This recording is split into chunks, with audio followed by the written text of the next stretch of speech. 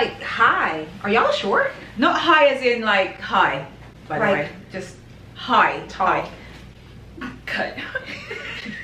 Hi queens, welcome back to High Lux, where luxury and style are attainable. I have two guests with me today. I have a very exciting video. We are doing a Q&A. You guys loved my last Q&A, so we're gonna do more of the vlogging, content creation, influencing, all that jazz. I asked you to give me questions on Instagram. My two guests asked as well. So we have Karenbritchick over here, and we have MonroeSteele over here. So I'm in New York for Fashion Week. You should know that already. You should already watch the vlog. So I thought it'd be great for us to get together. Obviously I don't live here. So we're gonna get into the Q&A. Part 1 will be on Karen's channel, and you're watching part 2. And then part 3 will be on Monroe's channel. I'll leave the link in the description box. If you want more of the tea, you need to click on the links and watch everyone's video, because we're just gonna make a long video and then split it up. So that's that. We're gonna get into it because I've already been talking for a long time. Okay, so bye. Period. Are you ready? I'm ready. Lovely, lovely jubbly. Cheerio. Okay. Next question. What camera and editing programs do you all use? So I'll start. I edit all of my YouTube videos on iMovie. It's free if you have a Mac, Apple product. And I used to edit all of my videos on my phone when I filmed on my phone with the app InShot. So again, that is also free. So if you don't have a camera, you can just use your phone and use the InShot app. It's the paid version, but it's only like $3 a month. A Canon G7X to film my vlogs and any video that just doesn't need a big old camera, basically. I use Canon 5D Mark IV. If I'm doing like a makeup video or like my handbag collection, a sit down video that I know will probably like get a lot of views, a lot of people will see it, and maybe new people. I just want the quality to be like top tier, but it also takes a lot of time to set up, so I don't use that a ton. But I do use that with a Sigma 18 to 35mm lens. And then I have like a little external mic from Amazon. Just like a lapel mic. Look up lapel mics. It's super cheap. But I don't put it on my lapel. I literally just clip it like on the strap of the camera because it picks up everything. Right. And when I first started using it, people were like, I can hear you swallowing. I was like, that's disgusting. I can hear your heartbeat.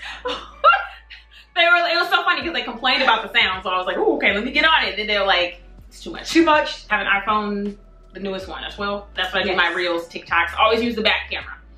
I know it's nice to look at yourself, but if you're filming anything, try to always use the back camera and clean it off.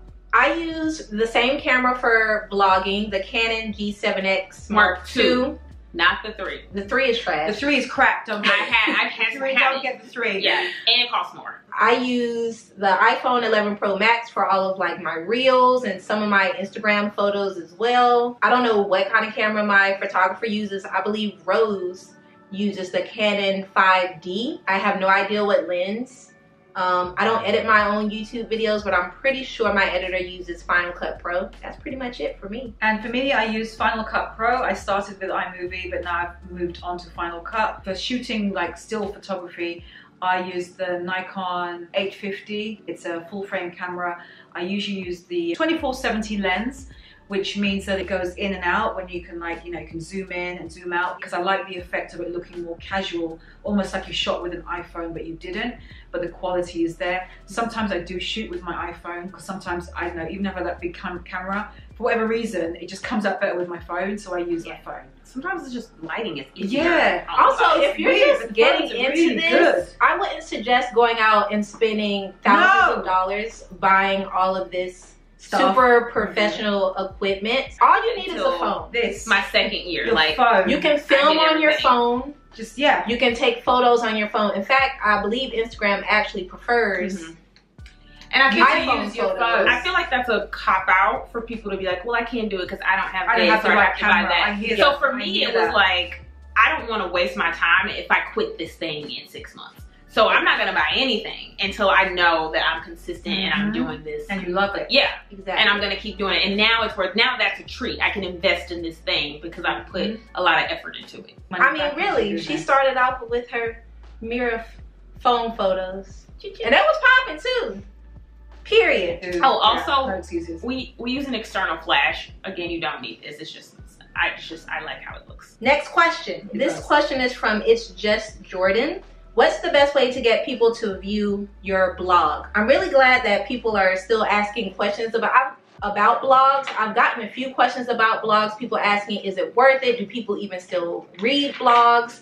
I definitely think it's worth it to have one, especially if you are thinking about doing this full time, or you're definitely going to transition into doing this full time, because Instagram owns everything that you put on Instagram, and you need a place to own your own work. It's basically like a portfolio. And also it's really good for selling as well. Like, it doesn't really matter what niche you're in, if you're furniture, if you're beauty, if you're fashion, if you're lifestyle, you're in one of those for sure.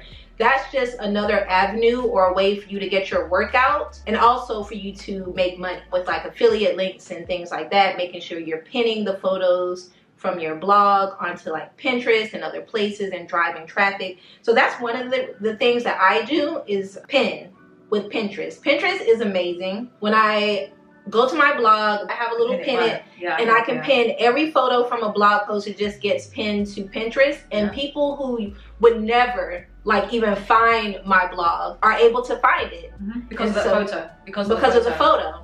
So Pinterest is definitely a great way to get eyes onto your blog. Also, just making sure you're cross promoting. A lot of people don't like to promote their own work, and it baffles me, or they only promote it for like a day. With me, with my blog posts, I usually remind people every few days that there's a blog post. On Instagram, I'll put a swipe up link. I'll put a link in my bio on Instagram. There's also a link in my TikTok. There's a link in my YouTube. So just making sure you're promoting your work. And Facebook is a great place to promote your blog as well. Don't be afraid to promote your work. I mean, if you're working hard, if you're writing, you're posting your pictures on your blog, you want people to see it, you should promote it. And not only that, you want to capture as many people you can. So if you just post it once on your Instagram story, say, check out my blog post, that's whoever saw that story in that 24-hour window.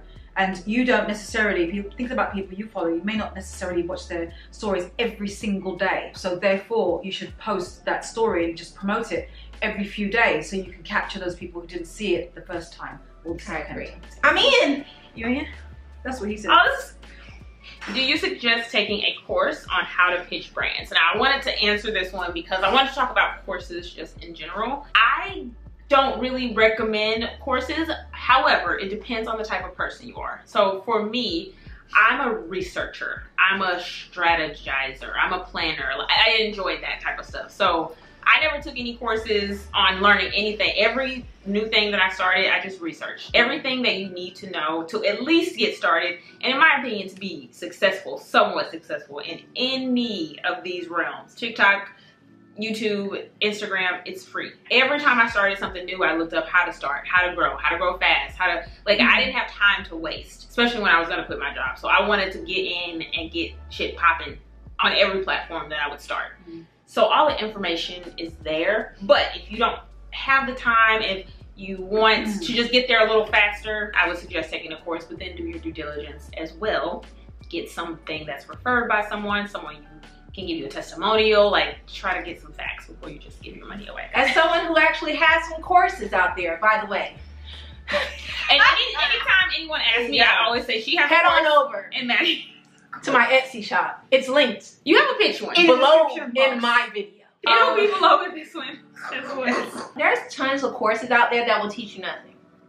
So you just want to do your due diligence when researching those courses, and look at recommendations from people who've taken those courses, or your friends, or word of mouth that's been recommended that's good, because the worst thing is to feel like you wasted your money on something and then you didn't get anything out of it. To be clear about what you need as well. I feel like sometimes people just think, well, I just want to do the thing, so I'll take this course because they're talking about the thing. But what part of the process do you need to learn? Because they might be talking about the things that you already know or you don't need to learn, then you feel like you wasted your money. So you can also be asking those questions up front if you're very clear on what you're trying to get out of it. And also, you can never stop learning as well. That's another thing. You can start now to learn X, but then there's something else that will come along. Another platform will be invented. Another version of a TikTok will be invented, and you'll want to know how to understand that. So it never really does stop, ever. I don't think you ever really plateau and just, oh, I know it all now. I'm good, I can just sit back. That's not the way it is. I don't think if you really are serious about being, you know, just professional about this, then it never really, the learning doesn't stop. And sharing is caring when you share with each other as well. We belong to the Glow Up, which is an invitation only group on Facebook where we share information with each other about brands, what work they're asking us to do, how much do you charge, this, that, and the other. We share everything there because, like the saying goes, knowledge is power. Okay, me? No, it's my turn. Oh, sorry. Me trying to take my go. Sorry, go. All right, this question is from CurlyGirl09. What do I think the future of influencing is 5 to 10 years from now? And am I planning now for my next thing? I think influencing will still be around in 5 years, even 10 years. I mean, it's working very well. It's a very kind of new field. I feel like only the last 4 years, maybe 5, that it's been really going, and it's only getting bigger. It's a $1 billion industry. It's only getting bigger and bigger and bigger and bigger. I don't foresee it like backtracking anytime soon, because for brands specifically, it's very valuable. They don't have to spend nearly as much money. COVID or Corona times, especially when we were all kind of in quarantine, really kind of set the tone, and brands couldn't make the content that they used to.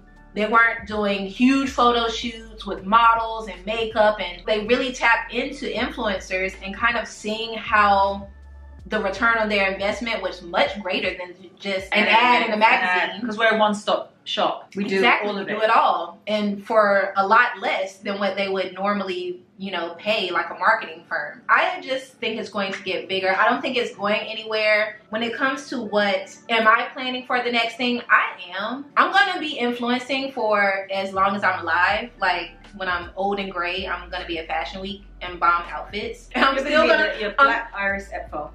Period. She said it. And I'm also going to still be probably blogging. I'm going to. That's a passion. I'm going to have my YouTube. Here's the thing. It's not about age. It's not about age. It's just what you love. It's not about age, but also what you have to think is that my audience is going to grow with me. The same people who were reading my blog 10 years ago are now watching me on YouTube 10 years later. And so I'm not worried about aging out of anything. I don't think there is an age limit on influencing. But I am planning other avenues of like just making money. I want to definitely get into real estate. That's probably my next thing that I'm planning for. I would say in the next 2 to 3 years. Other than that, I feel like I will still be doing this. I feel the same way. I'm still going to be doing it. I still love doing it. I started my blog in February 2009 and I'm still doing it and I still love it. And that says a lot.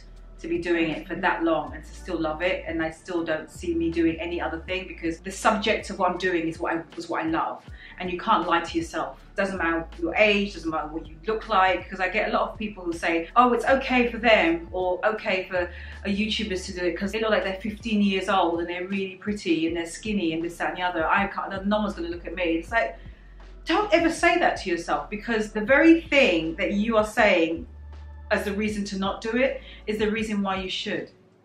Because there's someone else filling a space. You are filling a space and you are going to be representing so many people who feel exactly the way you do, and they're going to see someone that looks like them, that they can relate to and go, oh my God, thank God, finally someone who looks like me. Finally someone who's more realistic. Someone who is older, someone who is bigger, someone who is shorter. Insert whatever that trouble thing is you have and turn that into a positive and realize that you're going to have your own set of followers who are going to be like, oh, finally there's someone I can see, I can actually relate to this person. Question I got, so many influencers, is there place for more? Kind of almost piggybacks a little bit off of what we've just been saying now. This question comes from DM Serene, I think that's how you say the name. Yes, there is. Because there is always a place in every industry for somebody who has a unique point of view. It can get so saturated where they all sort of look the same, behave the same, you know, are sort of the same. You start to look for somebody and crave someone who's somehow different in some way. And that can be you. Just try and be more of yourself, because there is nobody who is like you. You're so individual. There's no one like me. There's no one like Janae. There's no one like Monroe. Play into that. That is what makes you you and so unique. And no one can ever replicate you. So yeah, that's it. It's my drop the mic. Last question. Have you ever accepted a contract or promoted a brand and then regretted it? Yes. And I think it's a yes for all of us, and for different reasons. Typically, it's because of the communication and interaction with the brand, and it's very seldomly about the product for me, the few issues I have had with brands. I don't think it's ever been about the product or what I actually shared, but on the back end, there are brands that I have said, I'm not gonna work with them ever again. I don't care if they come back, if they think it was a great job, they want to, you know, because usually when you finish something and it's successful, the video gets a lot of views, or, you know, they get a lot of clicks or whatever it is, they'll be like, oh, let's do something else. And that's what you want, right? The goal is long-term partnerships. But there are several brands, not several, but enough that I can count on my hand, that I'm like, no, thank you. I don't want to do that ever again. And a lot of that is not being consistent with feedback. So they might say, oh, in the video, can you make these edits? I'm like, sure, no problem. Here's the edits. And they're like, oh, we have some more edits we didn't catch the first time. Okay, now you're pushing it. And then you make those edits and they come back again. Oh, we just missed one other thing. Okay, that's not my problem now. But like, now my video is 2 weeks late because every time you review it, it takes you a month or a week to get back to me. So things like that just make it like, you're sucking the fun out of it. That's what I always say. Yeah. Like, this is my happy place. I enjoy this. And I even like editing, but watching the same video 10 times is not fun. To capitalize something or lowercase something, it's now you're sucking the fun out of it. 100%. Same thing with me. There was a brand that I worked with and it was on YouTube and I hated it. I really wanted to work with them. They're a well-known brand. They wanted so much creative control on what their video should be. And that's death. For a brand to tell us what the creative should be is wrong, because we know our audience best. There is a balance because you want to please and give them what they want, but it should be in the context of your channel, because there's a reason why they come to your channel, just as there's a reason why our followers come to our channel, viewers or whatever. So you want to make it as natural and as entertaining and informative at the same time as possible with your viewers. I told them what it should be about, and it's still integrating, you know, what I was talking about, the product. But they're like, oh, no, we don't like that. We think it should be more based on this. And at the end of the day, they actually wanted an integrated video, which is supposed to be like the first like 5 minutes or whatever, 5 minutes within the video somewhere. They ended up saying, you know what, we want the whole video to be about this topic. So they paid for an integration, but they wanted the whole theme of the entire commercial. They wanted the whole theme of the video to be about a specific topic. And I remember thinking, this is going to die, this video. And it didn't do well at all. And it was absolutely terrible to do. I gave them a first edit of the whole video. They had comments about it. I had to do another one. It was just a disaster upon disaster. And it ended up going live on a different day that I don't even normally post a video. Yeah. So that also killed it. That killed it even further, because nobody even knew I was going to do a video that day. There's only so much you can say. Same. I mean, I've had the same experiences. Like Janae said, it's never about the product. I've never had really any problems with any of like the products that I've promoted. It's really been about the communication. And most of the time it's through agencies, when a brand pays an agency to find an influencer to promote. It's just the back and forth, hundreds of emails, wanting more than what, you know, the contract states, sending things when I'm not home, or when I explicitly say, oh, please send it here so that I can get it in time and shoot it, or brands that just really want the most for the least. Find anytime you make a concession for a brand, anytime I have ever said, this isn't my rate, but there's a reason. You know, it's a really good brand. It's a product that I like, not only like, but I love this product. Like, I already shared, it just makes sense. Or like, I want to build a relationship. Anytime I've done that, and it's like, the rate is really not where it needs to be, I regret it every single time. Those people you do a favor to, they will use and abuse it. It's like, now they want more things. They're adding on. They're super critical with all the feedback, and it's just like, and you can wait a minute. It's like the guy you date, and you're like, you weren't even that cute to begin with. I like, now you're cheating on me. Like, you weren't even like, I gave you a chance, and now you're like, what? Yeah, that's it. Just don't make any concessions, because I feel the same way too. Every brand that like I'm like, oh, you know, it's not my rate, but like I really want to work with this brand. It's gonna be wonderful. It's never It's wonderful. a mess. Well, that's our last question. So that's the end of part 2 of our Q&A. We're gonna get some catchy title, I'm not sure. But head over to Monroe's channel to finish the video. We're gonna film part 3 right now. Of course, if you stuck around this long, make sure you subscribe, hit the notification bell so you never miss a video. Check me out on Instagram, TikTok, my blog, highlowlooks.com. I think that's everything. Thanks for stopping by. See ya. Bye, guys. Bye.